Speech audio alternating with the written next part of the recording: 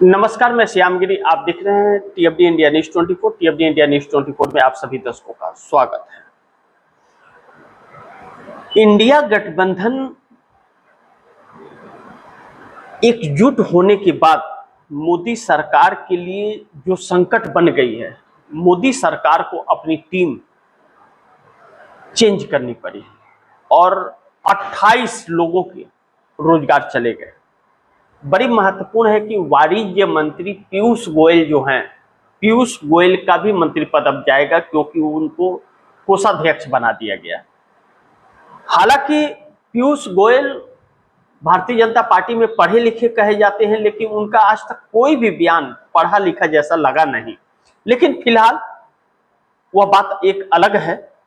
लेकिन यह 28 टीमों में एक महिला जो स्मृति ईरानी के रूप में और आरएसएस के राम माधव, यह दो चेहरे जो हैं, एक आरएसएस की तरफ से और एक भारतीय जनता पार्टी के हाशिए पे गई हुई स्मृति ईरानी, जो राहुल गांधी के सेवक से हार गई और तकरीबन 1.5 लाख वोटों से हार गई।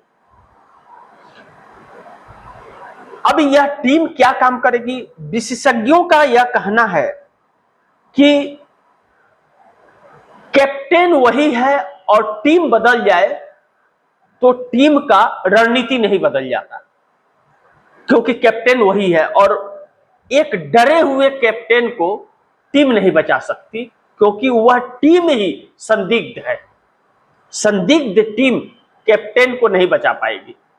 या टीम वही रहे जो पहले थी, कैप्टन बदल जाता तो सब कुछ बदल जाता, लेकिन कैप्टन वही है तो इसमें जीत नहीं मिलेगी। ऐसे में एनडीए गठबंधन में एक बड़ी टूट हो रही है, क्योंकि नरेंद्र मोदी का ब्रांड जो था वह पूरा ब्रांड धाराशाह हो गया एक झटके में, जिसकी कल्पना मोदी ने की ही नहीं थी कि वह ब्रांड इस तरह से फेल हो जाएगा। बल्कि पश्चिम बंगाल का चुनाव जीतने के बाद झालमुड़ी का जो प्रचलन चला था, झालमुड़ी से और मोदी के ब्रांड पर वह चुनाव नहीं जीता गया था।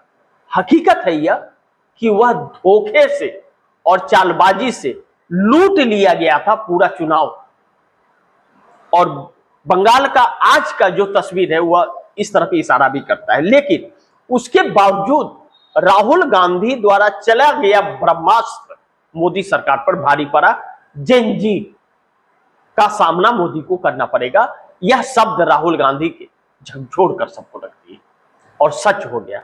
राहुल गांधी ने जो प्रयास किया इस देश के लोकतंत्र को बचाने के लिए और संविधान को, जिसे कुचलना चाहती थी मोदी सरकार, वाकई सैल्यूट है इस देश के उस युवा पीढ़ी को जिसने इस देश के लोकतंत्र और संविधान को बचा लिया, वरना यह सरकार कुचल डालती। ऐसे में जब मोदी सरकार का क्रेज खत्म हो रहा है और मोदी की लोकप्रियता आकर के 36% पर टिक गई है और राहुल गांधी का 58% लोकप्रियता हो गया है, तो फिर मोदी के लिए यह 22% का फासला बहुत बड़ा झटका है।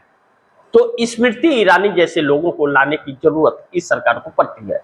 लेकिन अब बहुत महत्वपूर्ण है कि एनडीए गठबंधन को क्या मोदी एक कर पाएंगे, क्योंकि मोदी के खिलाफ जनादेश जा रहा है और जो भी सर्वे आ रहे हैं एनडीए के बहुत बुरे हाल बता रहे हैं और इंडिया गठबंधन की सरकार बता रहे हैं। आने वाले वक्त में या मध्यवर्ती चुनाव हो या आने वाला चुनाव हो, वक्त पर चुनाव हो, इंडिया गठबंधन की सरकार बेधड़क बन रही है और तकरीबन 280 से 300 सीटों के साथ बन रही है।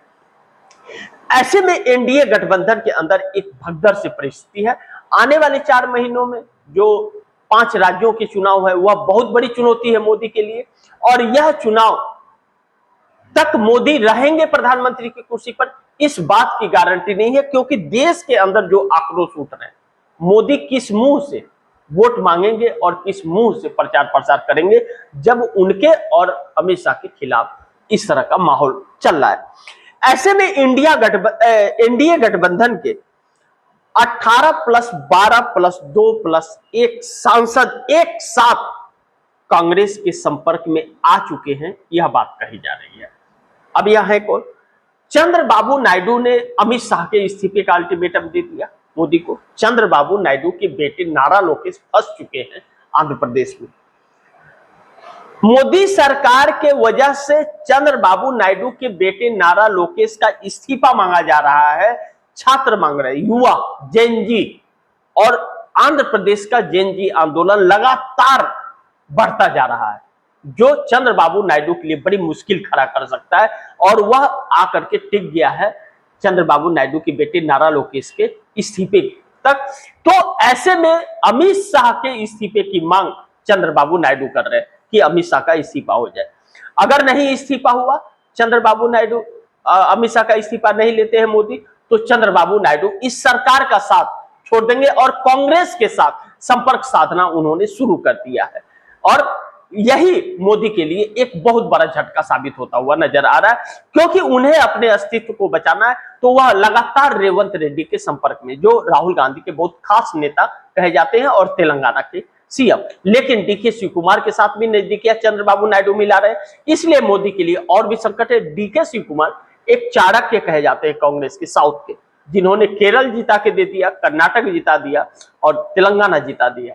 ऐसे में मोदी के लिए संकट तो है, और चंद्रबाबू नायडू के लिए यह मौका कि मोदी सरकार का साथ छोड़े। अगर उन्हें 29 में फिर सत्ता में आना है तो वह कांग्रेस के साथ जाते हुए नजर आ रहा है, क्योंकि दो चीजें हैं आंध्र प्रदेश में। जगन मोहन रेड्डी जो मुख्य विपक्षी पार्टी है और चंद्रबाबू नायडू दोनों ही भारतीय जनता पार्टी के साथ है, तो नुकसान काफी हो रहा है। तो कांग्रेस का ग्राफ वहां बढ़ रहा है। कांग्रेस की प्रदेश अध्यक्ष शर्मिला रेड्डी जो है, उनका जनाधार लगातार बढ़ रहा है। तो ऐसे में चंद्रबाबू नायडू 18 सांसदों के साथ कांग्रेस के संपर्क में जाते हुए और कांग्रेस नेताओं से मिलते हुए तस्वीरें आ रही देश के सामने, ये बहुत क्लियर है एकदम से।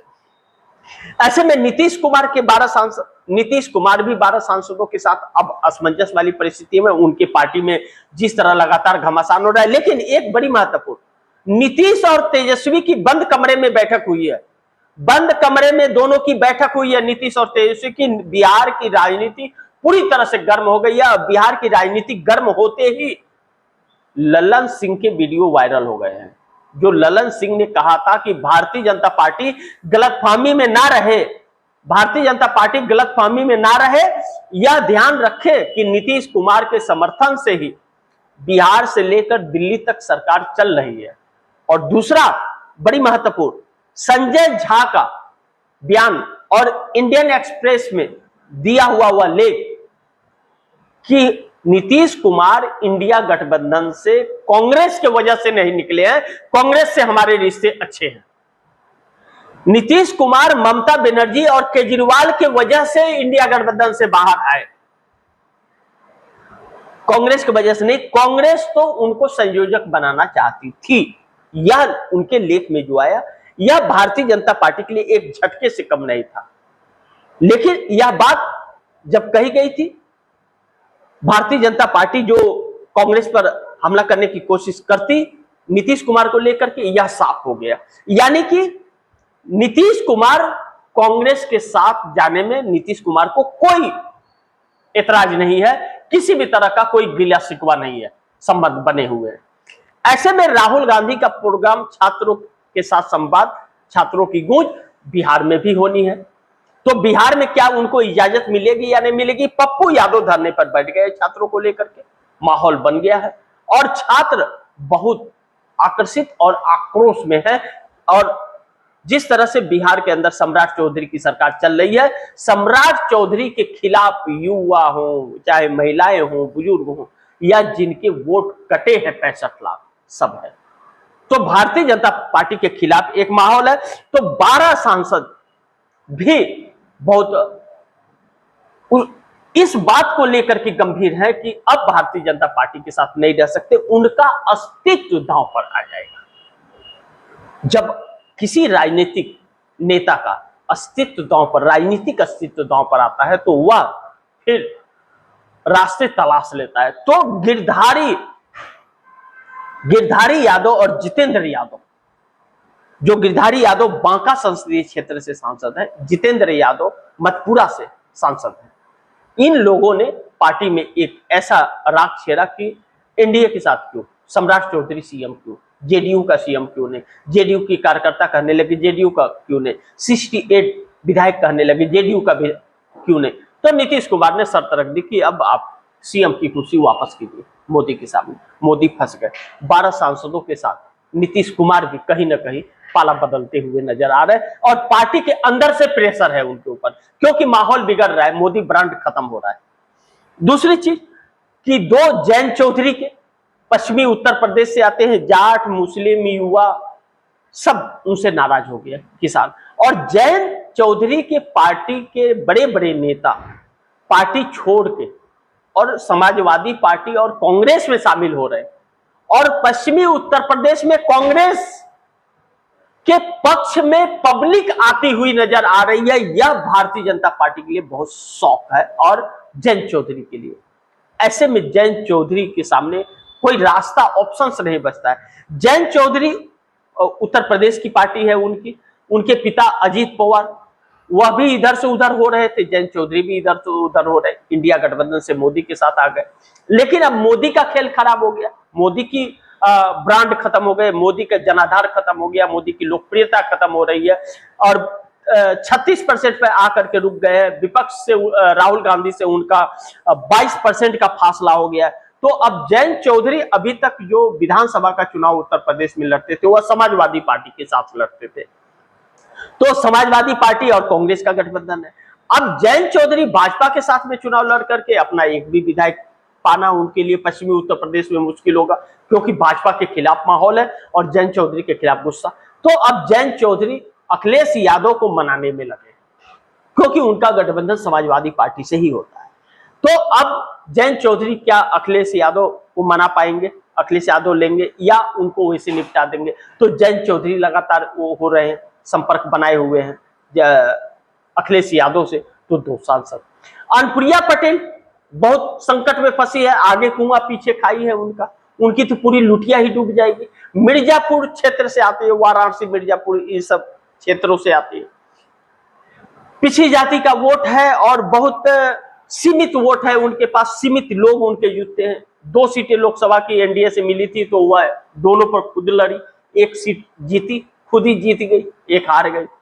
अब ऐसे में उनके विधायक जो चुन करके आए वह समाजवादी के साथ चुनाव लड़ने से जीते थे 2022 में।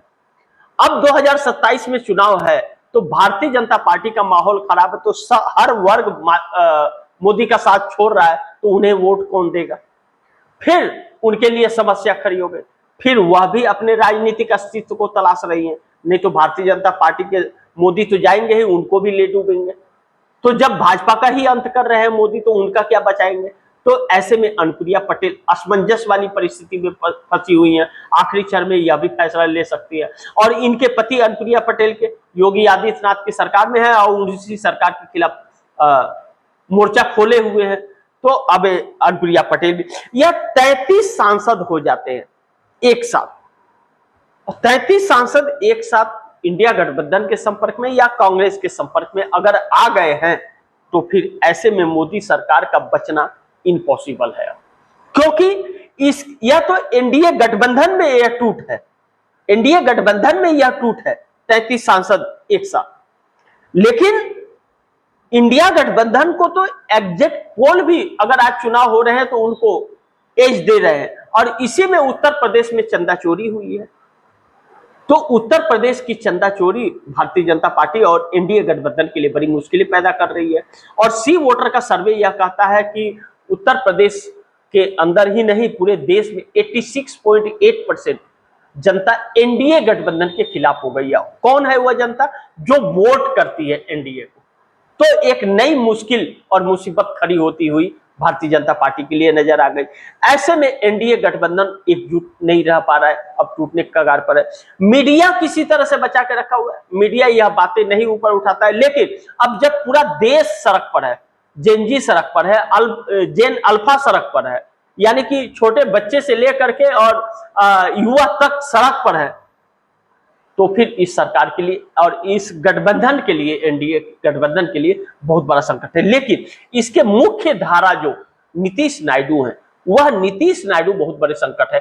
तो अब नरेंद्र मोदी किसको संभाले? 240 सांसद भारतीय जनता पार्टी के संभल नहीं पा रहे, वह संभल नहीं रहे मोदी से। जो 53 सांसद एनडीए गठबंधन के हैं वह नहीं संभल रहे, क्योंकि मोदी के पास ऐसा कोई ब्रह्मास्त्र नहीं बचा कि जो उनको विश्वास दिला पाए कि हाँ हम हैं ना, सब कुछ हो जाएगा। अब चुनाव आयोग का दोष जमाए कि चुनाव आयोग है ना हमारे साथ, जनता नहीं वोट देगी, तो जनता चुनाव आयोग भी टारगेट पे है जनता के। तो जब चुनाव आयोग भी टारगेट पे है जनता के, गोदी मीडिया भी टारगेट पे है, तो अगला टारगेट अगर चुनाव आयोग पर हो गया, चुनाव के वक्त अगर वही जेनजी वह खड़ा हो गया और भिड़ गया प्रशासन से, हम गलत नहीं होने देंगे, तो क्या करेगा? क्योंकि यहां जेन अल्फा और जेन जी दोनों साथ आकर के खड़े हो गए। ऐसे में मोदी सरकार एक नई मुसीबत में फंस गई है और चुनाव आयोग का भी जादू चल नहीं पा रहा है। चुनाव आयोग एकदम चुप है, गोदी मीडिया को स्पेस नहीं मिल रहा है, गोदी मीडिया का बुरा हाल है, अब जनता उसको अपने बीच आने नहीं दे रही है। ऐसे में एनडीए गठबंधन के अंदर विश्वास की भी कमी, और साफ दिख रहा है कि अब भाजपा के साथ रहने में अंत हो जाएगा और 240 सांसद मोदी के संभाल में नहीं, भारतीय जनता पार्टी क्या रहे उसमें एक बड़ी बगावत। अब अमित शाह की स्थिति पर बात आ गई है और मोदी का ब्रांड खत्म हो रहा है, तो भाजपा की सरकार कैसे बचेगी, यह भी एक बड़ी महत्वपूर्ण बिंदु आकर के खड़ा हो गया है। ऐसे में आने वाला वक्त नरेंद्र मोदी के लिए शुभ संकेत नहीं दे रहा है और नरेंद्र मोदी का जो ब्रांड खत्म हुआ है और राहुल गांधी ने जो अपना ब्रह्मास्त्र युवाओं का चला और युवाओं को जगा दिया है नींद से, और पूरे देश के युवा जाग करके सड़क पर आ गए। मोदी का किला जो था ना, उसमें राहुल गांधी की एक बड़ी सेंधमारी हो गई है, जो मोदी के लिए अब संकट बन गया है। अब इससे बच पाना मोदी के लिए तो इतना आसान नहीं होगा, लेकिन देखते हैं आगे क्या होता है। जो भी होगा खबरें आप दर्शकों तक लाता रहूंगा। आप दर्शकों की क्या राय है, क्या सुझाव है, कमेंट बॉक्स में जरूर दीजिएगा। इस खबर को ज्यादा से ज्यादा शेयर कीजिएगा, अपने दोस्तों को भी कहिएगा आगे शेयर करें। और आपने अगर टीवी इंडिया न्यूज़ 24 को सब्सक्राइब नहीं किया, सब्सक्राइब कर लीजिएगा, अपने दोस्तों को भी कहिएगा सब्सक्राइब करें। मिलते हैं अगली खबर के साथ, तब तक के लिए नमस्कार।